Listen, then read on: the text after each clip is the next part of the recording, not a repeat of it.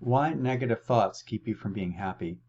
Hi, I'm Dan Ross, the Anxiety Helper, and in this video I'm going to talk about why your negative thoughts get in the way of you being happy, and I'll kind of expand your horizons about what it actually means to be thinking about things, because there's different ways that we think about things, and some things that are happening in your unconscious mind that are preventing you from being happy, because I think we all know consciously why we're not happy, but it's also those unconscious patterns that we're not aware of. So just as a reminder, there's a model that goes back a century or more about we have a conscious mind, which is where we pay attention to things, and we have an unconscious mind, which is where automatic things just happen. So automatic thoughts just seem to appear.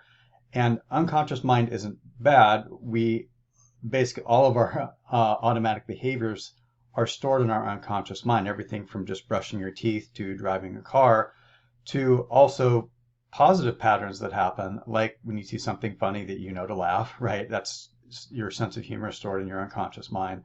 So when we work with people to help them be happier, we want to clear out the negative stuff from their conscious and unconscious mind.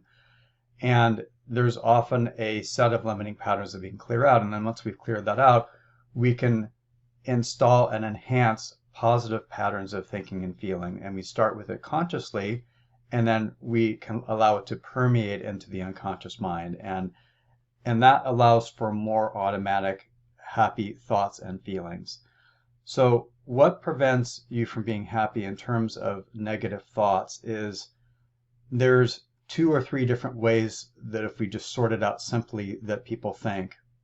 People are most often aware of self-talk or the images they make in their mind, images in movies. So if you go to the basic learning styles categories, there's visual, so what we see. Some people learn through seeing things, other people learn through hearing things, and other people learn through feeling things, whether it's sensing things inside their body or just through movement, like some people just kind of learn by doing.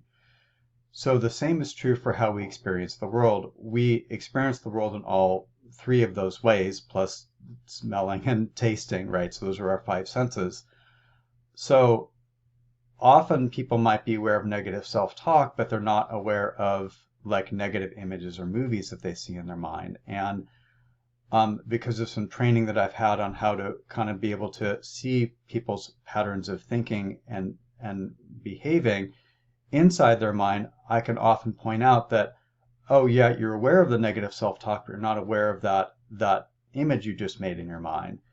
And so that's an example of they might be aware of consciously the negative self-talk, but they're not consciously aware of an image, and it could be vice versa. And some people are just more aware of the feelings, and some people do process things very much kinesthetically, very much in their feelings. But very often there's something unconscious happening first, like an image flashes in their mind or a thought comes into their mind, some self-talk or something that they're just not aware of. Because sometimes things become so ingrained we're just not aware that they're there. So when I'm working with people, I'm looking for these patterns and I'm working with them interactively, like what are you aware of? And then I can point out things that maybe they're not aware of. So this is, first of all, finding the unconscious pattern of thinking that is keeping them stuck. And of course, the conscious patterns, because people are sometimes very aware of what's happening. Like if they've had a traumatic event and that event replays over and over, that's one of the things that we need to clear out.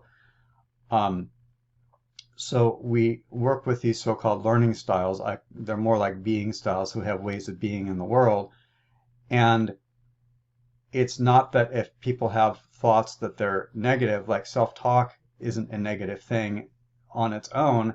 It's just that the negative self-talk is, if the self-talk is negative, it's like, why did you do that? What's wrong with you? How come you can't be more successful? That's very different after we replace it with, you go, you got this, you can do this, there's no such thing as failure. You can just keep chugging along, right?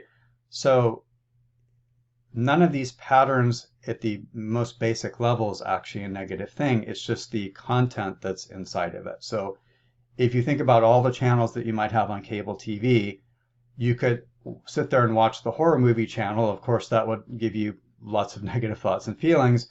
Or you could watch like a comedy or an adventure movie or a romantic movie or something like that that's more positive and more uplifting, and then you'll have a different set of thoughts and feelings. So it's not the fact that we're watching a channel, it's the fact of which channel we're actually watching.